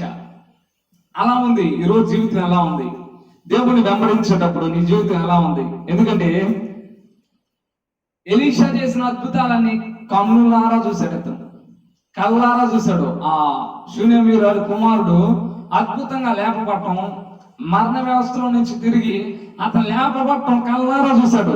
అద్భుతాలు చూసి కూడా నమ్మలేని వాడు. అద్భుతాలు తన కళ్ళెదురే జరిగినాయి, ఆ అద్భుతాలన్నీ చూశాడు. ఆ వ్యక్తి కూడా ఉన్నాడు, ఆయన పేరు కూడా ఇస్కరియోతు యోధ. యేసుక్రీస్తు చేసిన అద్భుతాలన్నీ చూశాడు. ఇంకోటి ఇతను కూడా చేశాడు అద్భుతాలు. ఎందుకంటే ఇద్దరిద్దరుగా పంపినప్పుడు ఇతను కూడా వెళ్ళాడు కదా. ఈ అద్భుతాలు చేసి కూడా కానీ ఏంటంటే దేవుడి మీద సంపూర్ణమైన విశ్వాసం పెట్టలేదు. ఇక్కడ ఈ వ్యక్తి కూడా ఎలీషాపై సంపూర్ణమైన విశ్వాసం. ఎలీషా నమ్మకంగా దేవుని సేవ చేస్తున్నాడు. ఈ నమ్మకమైన దేవుణ్ణి నేను సేవించాలి కదా, అందుకే కదా నేను ఇక్కడికి వచ్చింది. ఈ ఎలీషా దగ్గరికి వచ్చింది నేను అందుకే కదా. ఈరోజు యేసుక్రీస్తు దగ్గరికి లోకాన్ని వదిలేసి ఎందుకు వచ్చావంటే దేవుని కొరకు తుది వరకు నమ్మకంగా జీవించడానికి వచ్చావు. మరలా కుక్క అయితే తన వాంతికి మరలా తిరిగింది కుక్క, మనం తిరగకూడదు. దేవుడు అందుకే వాక్యంలో రాసించాడు, కుక్క తన వాంతికి తిరిగినట్టు మీరు తిరగొద్దు. మనం ఎలా ఉండాలంటే లోకం అంతా వద్దనుకోనే కదా యేసుక్రీస్తు దగ్గరికి మనం వచ్చింది. లోకంలో ఉన్న ఏకైక రక్షకుడు ఆయన అని చెప్పి మనం ఆయన పాదాల చెంతకు వచ్చిన తర్వాత మరలా వెనుదిరిగితే ఎలా? మరలా పాపంలోకి వెళ్తే ఎలా? మన జీవితాలు ఎలా ఉన్నాయి ఒకసారి ఆలోచించండి. ఈ గ్యాసిలా గురి తెప్పిపోతుందని పరుగు గురి. ఎందుకంటే గురి వద్దకు వెళ్ళట్లా. ఎలీషా గురి బాగానే ఉంది, ఏలియా గురి కరెక్ట్ గానే ఉంది.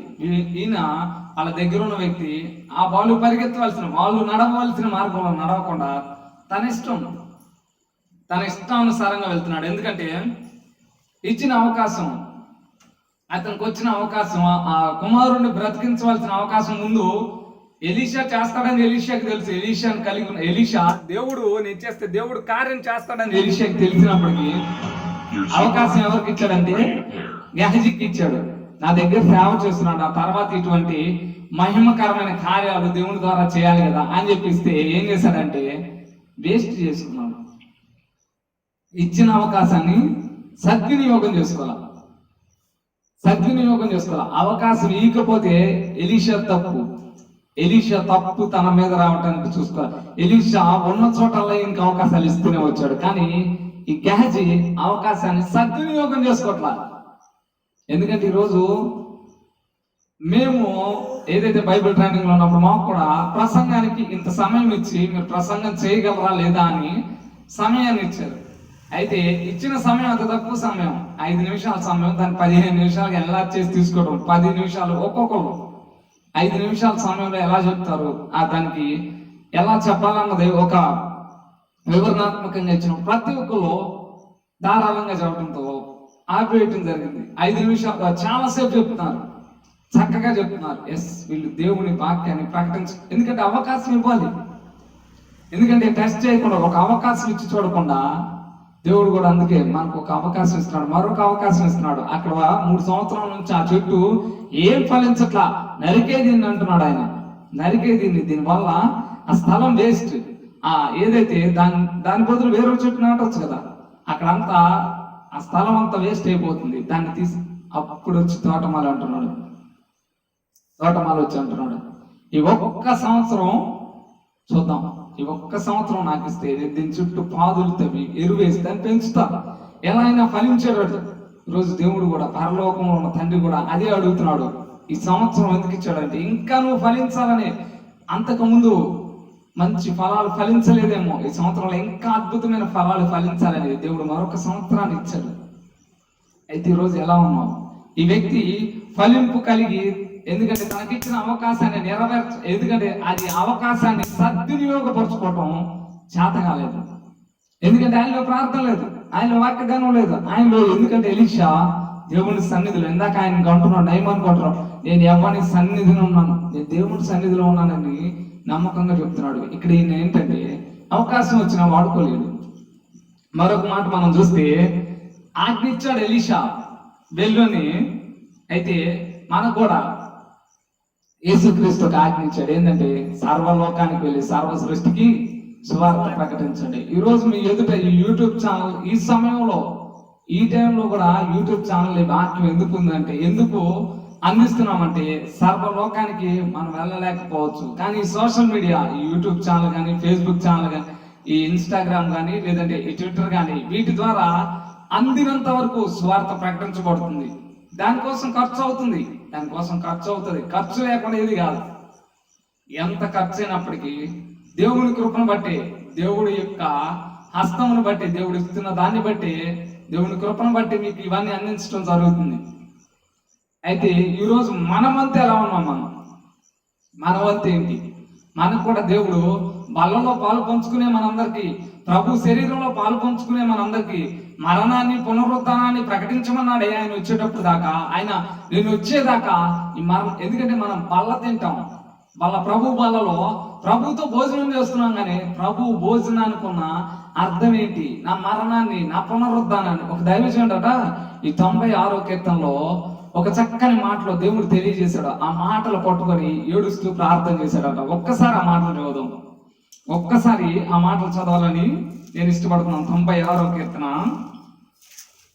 96వ కీర్తన చూడండి. 96వ కీర్తన 2వ వచనం, యెహోవా మీద పాడి ఆయన నామమును స్తుతించుడి, అనుదినము ఆయన రక్షణ సువార్తను ప్రకటించుడి.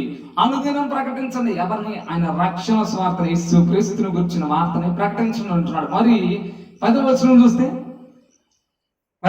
చూస్తే ఈ వార్తను అన్ని జనుల్లో ప్రకటించండి.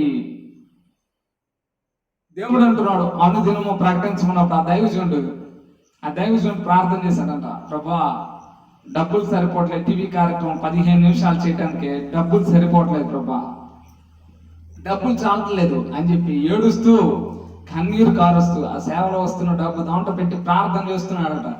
ప్రభా ఇదిగో వాక్యం ఇలా ఉంది, కానీ నా వల్ల కావట్లేదు, ఇదిగో ఇది నా పరిస్థితి అని చెప్పి ప్రార్థన చేస్తున్నప్పుడు రిప్లై, దేవుని దగ్గర నుంచి వచ్చిన రిప్లై ఏంటంటే, ఈ రోజు నువ్వు ఏడుస్తున్నావు, మరలా తిరిగి ఒక రోజు ఏడుస్తావు. ఏంటి ప్రభా అంటే, నేను చెయ్యలేను ఇన్ని కార్యక్రమాలు అని చెప్పి నువ్వు ఏడ్చే రోజు వస్తుంది అని అన్నాడు. దేవుడు ఆ రోజు ఆ మాట మాట్లాడాడు. ఈ రోజు ఆ దైవజనుడు బహుబలంగా ఒక్క నెలలో 600కు పైగా టీవీ కార్యక్రమాలు అవుతున్నాయి. అది అన్ని భాషల్లో వాక్యం అందించబడుతుంది. అది దేవునికి మహిమ కలుగును గాక. ఎందుకంటే ఆ దైవజనుడు దేవుని మాటకి, దేవుని వాక్యానికి లోపడ్డాడు. ఈ గెహజీ లాగా తిరగబాల, ఎలీషా లాగా లోపడ్డాడు. లోబడే తత్వం కావాలి ఎవరికైనా. ఏ దైవజనుడైనా దేవునికి లోబడినప్పుడు ఉన్నత స్థలాలకు దేవుడు తీసుకెళ్తాడు. ఆ వ్యక్తి పేరు దావీదు. దేవునికి లోబడి జీవించిన వాళ్ళు గొప్ప స్థానంలో. ముందుగా సౌలును కూడా చూసుకుంటే, సౌలును ఎన్నుకున్నప్పుడు, దేవుడు ఎన్నుకున్నప్పుడు సౌలును గొప్ప స్థానానికి తీసుకెళ్లిన తర్వాత సౌలు దేవునికి లోబట్టల్లా, లోబడినప్పుడు దేవుడు విడిచిపెట్టేశాడు. అయితే ఈరోజు మనం చూస్తే ఈ సువార్త సకల జనులకు అందరికీ ప్రకటించబడాలి. దీని వెనక ప్రతి ఒక్కరి వెనక ప్రయాసం ఉంటుంది. మీ ఎదుటి వాక్యాన్ని రోజు ఆఫ్టర్నూన్ మరలా ఈ ఈవినింగ్ వాక్యాన్ని మీ ఎదుటికి తీసుకురావడానికి దాని వెనక ప్రయాసం ఉంటుంది, భారం ఉంటుంది. ఈ భారవంతమైన పరిచర్యను ఇంకా ముందుకు తీసుకువెళ్ళాలని మీరు అనుదినం మీ ప్రార్థనలో జ్ఞాపకం చేసుకోండి. పరిచర్య ఇంకా దేవునికి మహిమకరంగా, అనేకులు రక్షించబడే విధంగా, అనేకులకు ఆశీర్వాదకరంగా మారే విధంగా మీ ప్రార్థనలో జ్ఞాపకం చేసుకోండి. ఇక్కడ చూస్తే ఎందుకంటే తన విశ్వాసాన్ని ఏది దైవజనుడి దగ్గర నేర్చుకున్న ఏది తను దీవెనగా, అనేకులకు దీవెనగా మారవలసిన వాడు, తన కుటుంబం మొత్తానికి దీవెనగా ఉండవలసిన వాడు, తన కుటుంబం మొత్తం బాధపడుతుంది. ఈ కుష్ఠ రోగాన్ని తీసుకొచ్చాడే, అయ్యో, ఎందుకంటే కుష్ఠ రోగం వస్తే అయ్యో అని తన పెదములు ఎంత పాత నిబంధనలో చూస్తే కుష్ఠ రోగం, కుష్ఠ అంటే ఈరోజు కూడా లెప్రసీ కాలనీస్ చాలా ఉన్నాయి, లెప్రసీ కాలనీస్ చాలా ఉన్నాయి. ఎందుకంటే కుష్ఠ అపవిత్రమైంది. బైబిల్ గ్రంథంలో యేసుక్రీస్తు దగ్గరకు ఒక వ్యక్తి వచ్చాడు. అయితే ఇది మాట, ఆ వ్యక్తి పెద్దగా ఏమల్లా ఒకటే మాట దేవుని ఎదుటికొచ్చి చాలా చిన్న ప్రార్థన అవుతుంది అంటున్నాడు. చాలా చిన్న ప్రార్థన కానీ చాలా ఆత్మీయ అర్థాలు ఉన్నాయి. వచ్చాడు కుష్ఠరోగి వచ్చి అంటున్నాడు, ప్రభా నీకు ఇష్టమైతే నన్ను శుద్ధిని చేయవా అన్నాను. నీకు ఇష్టం, నా ఇష్టం కాదు, నీ ఇష్టమైతే, నీకు ఇష్టమైతే శుద్ధిని చేయంటే దేవుడు అంటున్నాడు నాకు ఇష్టమే, నువ్వు శుద్ధుడు కమ్మగా. అతను అక్కడ శుద్ధుడయ్యాడు. ఈరోజు మన ప్రార్థన ఎలా ఉంది? ఈ వ్యక్తి గిఫ్ట్కి ఏం తీసుకెళ్ళాడంటే, ఎవరన్నా ఇంటికి వెళ్ళి వాళ్ళ పుట్టినరోజు అయినా, వాళ్ళ వెడ్డింగ్ యానివర్సరీ అయినా, ఏదైనా అయితే చక్కని గిఫ్ట్ని తీసుకెళ్తాం. అది చూసినప్పుడు వాళ్ళు మన ప్రేమని వాళ్ళు అర్థం చేసుకో. అయితే ఇక్కడ ఈ వ్యక్తి తీసుకెళ్ళిన గిఫ్ట్ని చూసి కుటుంబం మొత్తం బాధపడే విధంగా, ఎందుకంటే కుష్ఠుని తీసుకొని వెళ్ళాడు. దేవుని కొరకు మహిమకరమైన సేవ చేస్తానని ఇంటి నుండి వచ్చిన ఈ వ్యక్తి కుష్ఠుని గిఫ్ట్గా తీసుకుపోయాడు. ఎందుకంటే దేవుని కోసం జీవించాల, తన ఇష్టానుసారంగా జీవించి ఆ ఆధిక్యతలన్నీ, ఆ దైవజనుడు ఇచ్చిన ఆధిక్యతలు ఏమీ చేయలేకపోయాడు, ఆధిక్యతలు కోల్పోయాడు ఈరోజు. ఎందుకంటే మొదటిగా ఆ దైవజనుడికి మనసు లేని వాటిని ఇతను ఆశించాడు. దైవజనుడు అంటున్నాడు, నయమాన్ తెచ్చిన వాటిని అన్నింటినీ నాకు వద్దు అని చెప్తున్నాడు. ఆయన డబ్బు కోరుకోట్ల, ఆయన తెచ్చిన బంగారం కోరుకోట్ల, ఆయన తెచ్చిన వస్త్రాలు కోరుకోట్ల, ఆయన బతిమిలాడుతున్నప్పటికీ వద్దు వెళ్ళిపో అని చెప్పినప్పుడు ఆయన వెళ్ళిపోతున్నాడు. వెళ్ళిపోతుంటే ఈ వ్యక్తి ఏం చేస్తున్నాడంటే లోకాన్ని వెంబడిస్తున్నాడు కదా. ఆ పరుగు పందెం ఎలా అయిందంటే చూడండి, ఆయన కంటే ముందు పరిగెత్తుతున్నాడు. ఆ రథాల మీద వెళ్తున్న వాళ్ళని ఎదుర్కొన్నాడంటే ఎంతగా పరిగెత్తాడు ఆలోచించండి. ఎందుకంటే ఈరోజు దేనికోసం ఆ సంతృప్తి లేకుండా, ఉన్నదాంతో సంతృప్తి లేకుండా పరిగెత్తాడు. చివరిగా ఏం తెచ్చుకున్నాడు అయ్యా అంటే కుష్ఠరోగాన్ని తెచ్చుకున్నాడు, కుష్ఠరోగం తెచ్చుకున్నాడు. ఈరోజు ఇక్కడ చూస్తే ధనమే జీవితం అనుకుని బతికాడు. ధనమే జీవితం, నాకు ధనమే కావాలి, ధనమే నాకు జీవితం అని చెప్పి ధనం కోసం పరిగెత్తాడు. ఎలీషా ఏమో ఉన్నదాన్ని వదిలేసుకుని వచ్చాడు. ఎలీషా ఏమి 12 అరకలో 12 వరకు ఎలీషా దున్నుతున్నాడు. ఎంత గొప్ప ఆసామి అయినా ఏదైతే దేవుని పిలుపు వచ్చి ఆ వస్త్రం వచ్చి ఏదైతే ఏలియా మీద ఉన్న దుప్పటి వచ్చి ఎలీషా మీద పడంగానే ఎలీషా 12 అరకలు దున్నుతున్న ఎలీషా అవన్నీ వదిలేసి వచ్చాడు. అయితే ఈరోజు ఎలా ఉన్నావు? అయితే భక్తిలో లేడు, విశ్వాసంలో లేడు. ఎందుకంటే భక్తి ఉంటే ఆయన ఏం కోరుకుంటున్నాడు, ఈయన కూడా ఏం కోరుకునేవాడు. ఆ వ్యక్తికి కూడా, ఇస్కరియోతు యోధాకు కూడా భక్తి లేదు, ప్రార్థన లేదు, విశ్వాసం లేదు. అందుకే యేసుక్రీస్తుని ఎలా చూశాడంటే లోక రక్షకుడిగా చూడలేదు. ఏంటి మనం అనుకున్న రక్షకుడు అంటే యుద్ధం చేసి వీళ్ళ మీద గెలుస్తాడు అనుకున్నాం, కానీ ఈయనేంటి అందరిని క్షమిస్తున్నాడు, ఈ జీవితం ఏంటి ఇలా ఉందని అలా ఆలోచించాడు. ఎందుకంటే విశ్వాసం, ఆయన చూపు కరెక్ట్గా లేదు. ఎందుకంటే ఈరోజు పరిగెడుతున్న వాడికి చూపు కరెక్ట్గా ఉండాలి. పరిగెత్తే వాళ్ళకి కళ్ళు లేకుండా పరిగెత్తి ఎట్టిపోతామండి, కళ్ళు ఉండాలి, ఆ చూపు కరెక్ట్గా ఉండాలి, ఆ చూపు దేవుడి మీద ఉండాలి. దేవునికి స్తోత్రం. మరొక మాట చూద్దాం రండి. ఎందుకంటే ఇక్కడ చూస్తే నాశనానికి ఎంత స్పీడ్ గా పరిగెత్తాడు చూడండి. నాశనానికి పరిగెత్తాడు, మంచికి పరిగెత్తలా, దేవుడి కోసం పరిగెత్తలా, తన ఇష్టానుసారంగా తన ఇష్టము చూసుకుంటూ పరిగెత్తాడు. చివరిగా మరణం అయిపోవటం అంటే తన జీవితాన్ని కుష్ఠుగా, ఎందుకంటే కుష్ఠుగా వాళ్ళని ఇంట్లో ఉంచుకోరు, బయటకు పంపించేస్తారు, ఊరి బయట వెలుపల ఉంచుతారు. ఈరోజు కూడా లెప్రసీ కాలనీస్ ఊరికి బయట ఉంటాయి. అయితే ఈరోజు ఎలా ఉన్నాం? ఎందుకంటే దేవుని సన్నిధికి వచ్చి ఆశీర్వాదం తీసుకెళ్లవలసిన, దేవుని సన్నిధిలో గొప్ప సేవ చేసే ఆశీర్వాదం, అనేకులకు ఆశీర్వాదంగా ఉండవలసిన ఈ గెహజీ తనే తన ఇంటి వారికి శాపంగా మారిపోయాడు. తన ఇంటి వారి అందరికీ గిఫ్ట్ గా కుష్ఠరోగం వచ్చి కుష్ఠరోగాన్ని తీసుకెళ్ళాడు. ఈ రోజు ఎలా ఉన్నావు? 2 రాజుల గ్రంథం 5వ అధ్యాయం 9వ వచనం చదివితే, 5వ అధ్యాయం 9వ వచనం. ఎందుకంటే ఇక్కడ నయమాన్ వచ్చాడు. నయమాన్ వచ్చి 5వ అధ్యాయం 9వ వచనంలో నయమాను మాట మొదటగా వచ్చినప్పుడు, నయమాను గుర్రములతో రథములతో వచ్చి ఎలీషా ఇంట ద్వారం ముందర నిలిచి ఉండగా, ఎందుకంటే ఇంకా దిగను కూడా దిగల, ఎందుకంటే ఆయనకి గర్వం ఉంది. ఆయన నయమాన్ నేనేమన్నా మామూలున్నా, సిరియా సైన్యాధిపతిని, నేను సైన్యాధిపతిని. ఆ ఎవరైతే ఉన్నారో ఆయన వచ్చి నా దగ్గరికి వచ్చి ప్రార్థన చేయాలి, ఇది ఆయన దగ్గర ఉంది మొదటిగా. అది 19వ వచనంలో చూస్తే ఆయన ఏమంటున్నాడు చూడండి. 19వ వచనంలో ఇక్కడ మనం చూస్తే 15వ వచనంలో మనం చూస్తే, అప్పుడు అతడు తన పరివారంతో కూడా దైవజనుడి దగ్గరకు తిరిగి వచ్చి అతని ముందర నిలిచి చిత్తగించుము. దిగొచ్చి ఆయన ఎదురు నిలిచి చిత్తగించుము అంటున్నాడు. గొప్ప సైన్యాధిపతి అంటున్నాడు చిత్తగించుము. ఎంత మాట! ఇందాక ఈయన ఏమన్నాడంటే, నేను రాను, ఆయన రమ్మను, వచ్చి ప్రార్థన చేసి వెళ్ళమను, నాకు ఎక్కడైతే కుష్టి ఉందో అక్కడ చెయ్యాడిచ్చి వెళ్ళమను, నాకు కుష్టి ఎక్కడైతే ఉందో అక్కడ చెయ్యాడిచ్చి వెళ్ళమని అంటే, ఆయన అంటున్నాడు వెళ్ళి యోర్దాను నదిలో పోయి 7 సార్లు మునిగిరా అన్నాడు. యోర్దాను నదిలో 7 సార్లు మునగమన్నాడు. ఇదేంటి, మా ఊర్లో శ్రేష్టమైన నదులు ఉన్నాయి, యోర్దాను నదిలో మునగమంటాడు ఏంటని ఆయన తిరిగి వెళ్ళిపోతుండే. పనివాడు చెప్పిన మాటకి తగ్గించుకొని వెళ్ళి 6 సార్లు అయిపోయింది. 7వసారి ఇలా మునిగి లేవగానే పసి పిల్లవాని వంటి దేహం వచ్చింది. దేవునికి స్తోత్రం. పసి పిల్లవాని వంటి దేహం ఆయనకు వచ్చింది. ఎప్పుడు? మాట విన్నప్పుడు, సంపూర్ణం చేసినప్పుడు. 7వసారి, 7 సంపూర్ణతకు సాదృశ్యం. 7వసారి ఆయన అలా లేచినప్పుడు ఏ దేహం వచ్చింది? ఎటువంటి వాడికి ఎటువంటి దేహం వచ్చింది? పసి పిల్లవాని వంటి దేహం. కుష్టి ఏమైంది? మాయమైపోయింది. ఎందుకంటే మాట విన్నాడు. అక్కడ వచ్చి ఆ దైవజనుడి దగ్గర తగ్గించుకుంటున్నాడు, సైన్యాధిపతిని. అప్పుడు నా గర్వం అప్పుడు, కానీ నువ్వు గొప్ప దేవుణ్ణి సేవిస్తున్నావని దిగొచ్చి చిత్తగించమంటున్నాడు. ఎందుకంటే ఇంత గొప్ప సైన్యాధిపతి దిగొచ్చాడు, కానీ ఈ వ్యక్తికి అహం ఎక్కువగా ఉంది. అయితే ఇక్కడ చూస్తే దైవజనుడు చెప్పిన దానికి, దైవజనుడు చెప్పాడు కదా. అయితే ఇక్కడ చూస్తే 5:22లో, నా యజమానుడు నా చేత వర్తమానము పంపి, చూడండి దైవజనుడి మీద నిందేస్తున్నాడు. నా యజమానుడు, అసలు ఎలీషా పంపాడు అతన్ని పంపలా. ఎలీషా పంపాడా? పంపలా. ఈరోజు ఏంటంటే పంపకుండానే తమ ఇష్టానుసారంగా, తమ ఇష్టం, మా ఇష్టం.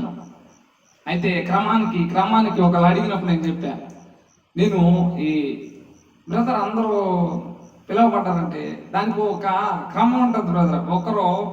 ఒకరు సేవ చేయడానికి ఒకడు అహరోను, యాజకుడైన అహరోను పిలువబడినట్లు పిలువబడాలి.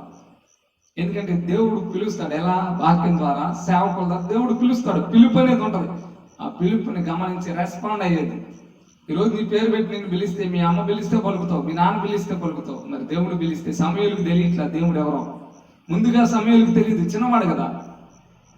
పిలుస్తున్నాడు, అర్థం కాల. 2వసారి పిలుస్తున్నాడు, ఏలీ దగ్గరికి వెళ్తున్నాడు. ఎందుకంటే సమూయేలుకు ఏలీయే తెలుసు. దేవుని వాక్కు ప్రత్యక్షం అవడం అరుదు కాబట్టి ఆ వాక్కు ఆయనకి తెలియదు.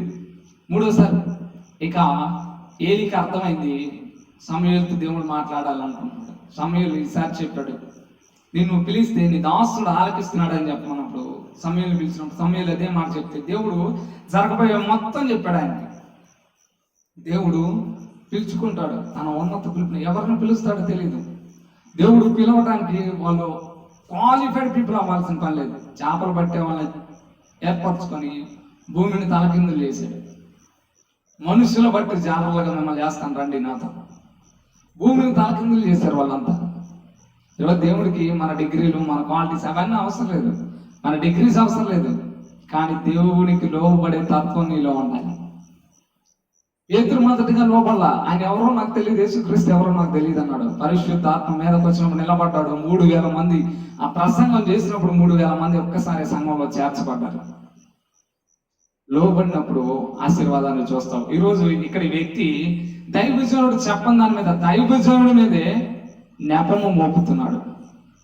ఏమంటున్నాడంటే, ఇదిగో ఇక్కడ నువ్వు చదివితే 20, నా యజమానుడు నా చేత వర్తమానం పంపి. ఎంత మాట!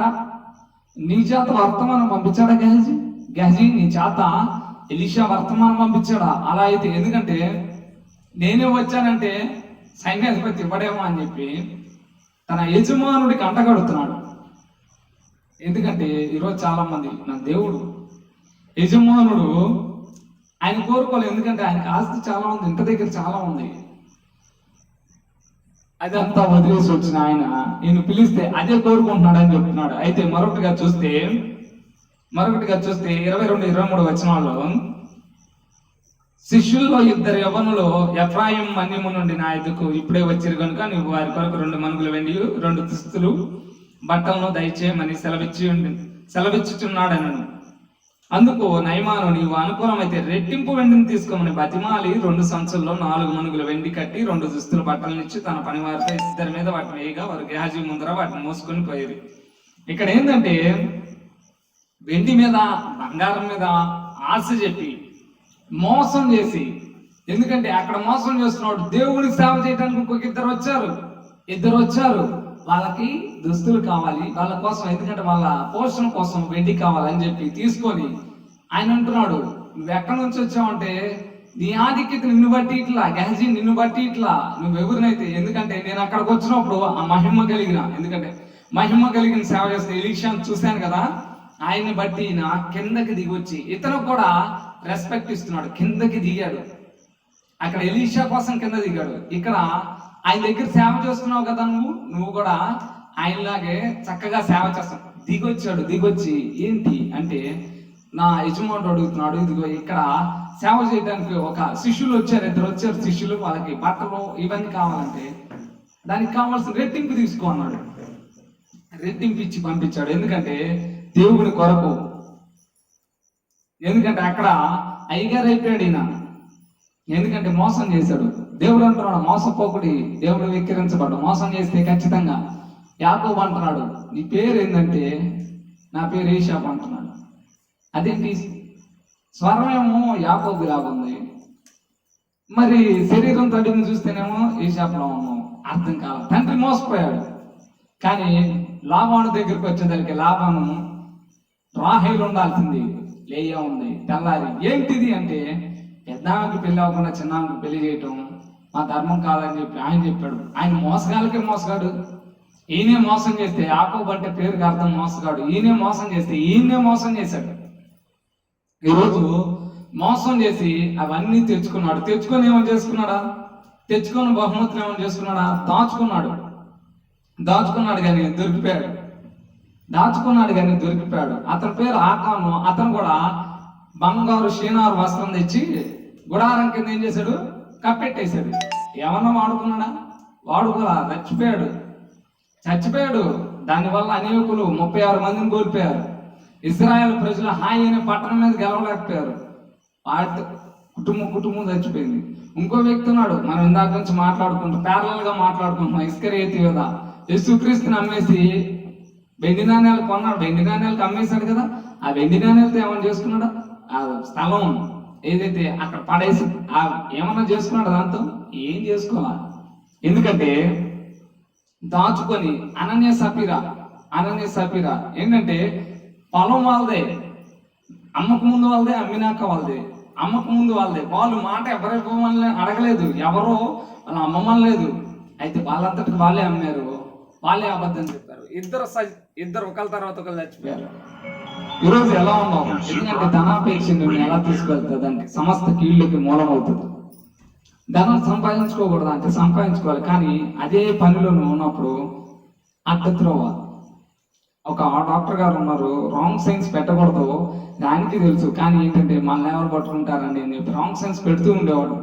అయితే ఆల్మోస్ట్ ఇట్స్ 3 to 6 months టైంలో గ్యాప్, అది 1 year 6 months 1 year లో రిటైర్ అయిపోతారు ఆయన. ఆ టైంలో పట్టుకున్నారు వాళ్ళు. ఆ టైంలో పట్టుకున్నారు, సొంతధనం కూడా తీసుకున్నారు, మొత్తం సీజ్లో ఉంటుంది. తన సొంతధనం ఒప్పుకోరు, నువ్వు కాగితాలు చూపించిన ఒప్పుకోరు. ఎందుకంటే నువ్వు అంత దీంతో సంపాదించినప్పుడు అంత ఎలా నమ్మకం ఉండదు. ఎందుకంటే ఈరోజు నమ్మకమైన వానికి దీవెనలు మెండు. అయితే ఇక్కడ చూస్తే, ఎందుకంటే దైవజనుడికి ఆత్మ తీవ్రత ఉంది. ఆయన కోరుకో అన్నాడు. ఏలి అంటున్నాడు, అయ్యా నేను నీ దగ్గర నుంచి తీయబడతాను, దేవుడు నన్ను తీసుకువెళ్తాడు, అగ్నిరథంతో వచ్చి తీసుకెళ్తాడు. అయితే నేను నీ దగ్గర నుంచి తీయబడక ముందు నీకేం కావాలి? ఇన్నాళ్ళు నన్ను వెంబడించావు కదా, సేవలు వచ్చావు కదా, అయితే ఏం కావాలంటే నీ మీద ఆత్మ ఏదైతే ఉందో దానిలో 2 పాలు నా మీద కావాలి. ఏం కోరుతున్నాడంటే, నువ్వు సంపాదించే ఆస్తిలో నా పేరుతో కోట్రాయి, ఇది కాదు కోరుతుంది. నువ్వు సంపాదించావే, నీకు ఆత్మ ఉంది చూడు, ఆత్మతో నువ్వు రగిలించబడుతూ సేవ చేస్తున్నావే, ఆ ఆత్మలో 2 పాలు నాకు కావాలి, 2 పాలు. ఇదేం కోరుకోవట్లా. ఇక్కడ చూస్తే ఆత్మను కలిగి ఉన్నాడు, ఆ గ్రహింపు లేదు. ఈ గెహజీకి అటువంటి గ్రహింపు లేదు. చూస్తే 5వ అధ్యాయం 26వ వాక్యం చూస్తే, అంతటా ఎలీషాతో వానితో, ఆ మనుష్యుడు తన రథము దిగి నిన్ను ఎదుర్కొంటకి తిరిగి వచ్చినప్పుడు నా మనస్సు నీతో కూడా రాలేదా? గెహజీ, నా మనస్సు నీతో కూడా రాలేదా? ఆత్మ తీవ్రత, నా ఆత్మ. ఎందుకంటే ఈరోజు వేరొక చోటుకు వెళ్తున్నావు, నిన్ను రక్షించిన దైవ సేవకుడిని, రక్షించిన యేసుక్రీస్తుని వదిలేసి మరలా పాపానికి వెళ్తున్నావు. ఆ కష్టపడి నిన్ను కన్న ఆ ఆత్మీయ తండ్రిని ఎటో వెళ్తున్నావు, ఎటో తిరుగుతున్నావు. కాపర్ని విడిచి తిరిగినప్పుడు ఆ గొర్రె పరిస్థితి ఎలా ఉంటదంటే, కరెక్ట్ గా తోడేలు రెడీగా ఉంటది, సాతాను రెడీగా ఉంటాడు. ఈరోజు ఎలా ఉన్నావు? గొర్రెలు చాలా ఉన్నాయి. 100 గొర్రెలు ఉన్న 99 గొర్రెల్లో ఒక గొర్రె తప్పిపోతే, 100లో ఒకటి తప్పిపోతే 99 వదిలేసి ఆ ఒక్క గొర్రె కోసం ఎందుకు వెళ్ళాడంటే, తప్పిపోకూడదు. ఆ ఒక్కదాని కోసం కూడా ఆ శక్తి దేవుడికి ఉంది. అందరూ మారు మనసు పొంది రక్షణ పొందాలన్న దేవుడి చిత్తం. అయితే ఇక్కడ చూస్తే, ఎందుకంటే ఆత్మని గ్రహింపలేదు. ఇస్కరియోతు యూదా కూడా అలాంటి వాడే. అయితే మరొక మాట చూస్తే, దేవుడితో ఉన్నాడు. కానీ ఇక్కడ చూస్తే ఆ దైవజనుడు ఆశించని వాటి మీద ఇక్కడ దైవజనుడు అంటున్నాడు, ద్రవ్యమును, వస్త్రమును, ఒలీవ చెట్ల తోటలను, ద్రాక్ష తోటలను, గొర్రెలను, ఎడ్లను, దాసులను సంపాదించుకుంటూ ఇది సమయమా? గెహజీ, ఇది మనకు సమయమా? మనకు సమయం లేదు. అనేకులు నశించిపోతున్నారు. మన మహిమ కలిగిన యేసుక్రీస్తు ఈ దేవుని యొక్క సేవ మనం చేయవలసిన బదులమైన మనం ఇవి సంపాదించుకోవడం మనకు సమయమా, టైమా? ఇది ఎంత చక్కగా అడిగాడో. మనమైతే చాలా ర్యాష్ గా మాట్లాడేవాళ్ళు ఉంటాం. ఎంత చక్కగా మందలించడం కూడా. ఒకానొక సంఘంలో ఒక సేవలట, ఒక సహోదరుడు ఆ కానుకల పెట్టెలో చేయి పెట్టి ఆ కానుకలు తీసుకుంటున్నాడంట. అది ఆ సేవకునికి తెలుసట. సేవకుడిని తెలిస్తే ఆ వ్యక్తిని అక్కడ తిట్టకుండా, ఏమి మాట్లాడకుండా తీసుకువెళ్ళి చక్కగా పక్కకి తీసుకువెళ్ళి ఆ సహోదరుడు, ఆ దైవజనుడు మాట్లాడంట, బిడ్డ ఏంటి నీ కష్టం?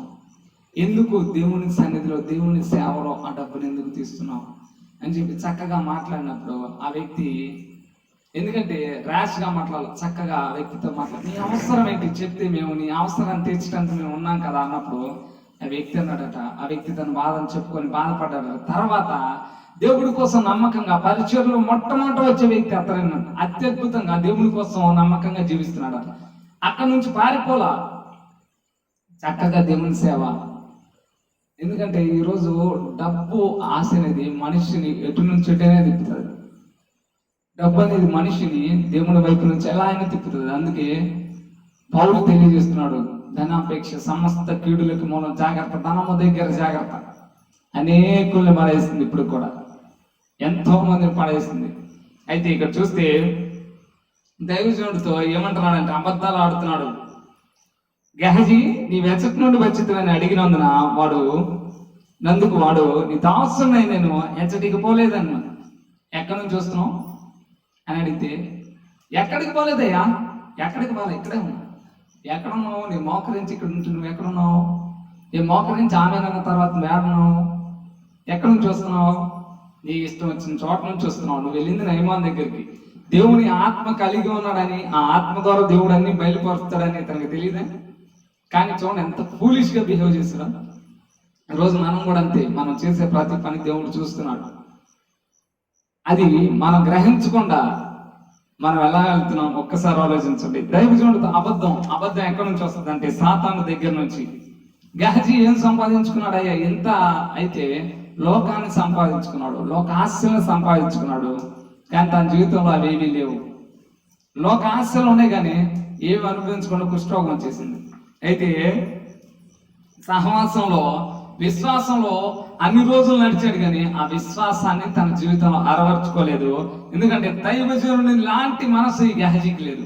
యాస్టీస్ గా దైవజనుడికి ఒకటే మనసు ఉంది, దేవుని సేవించాలి, దేవుని గణపరచాలి, దేవుని రాజ్యంలో అనేకుల్ని తీసుకెళ్లాలన్నది ఇదే విజయుడైన ఎలీషాకు ఉంది కానీ గెహజీకి లేదు. అయితే ఎందుకంటే దైవజనుడిని సరైన తండ్రిగా, ఎందుకంటే ఏలియానైతే ఎలీషా అంటున్నాడు, నా తండ్రి ఇజ్రాయేల్కి రథములో రౌతులు నీవే, నువ్వు వెళ్ళిపోతే ఎలా అని అంటుంటే ఇదే ఎలీషా రాజు అంటున్నాడు.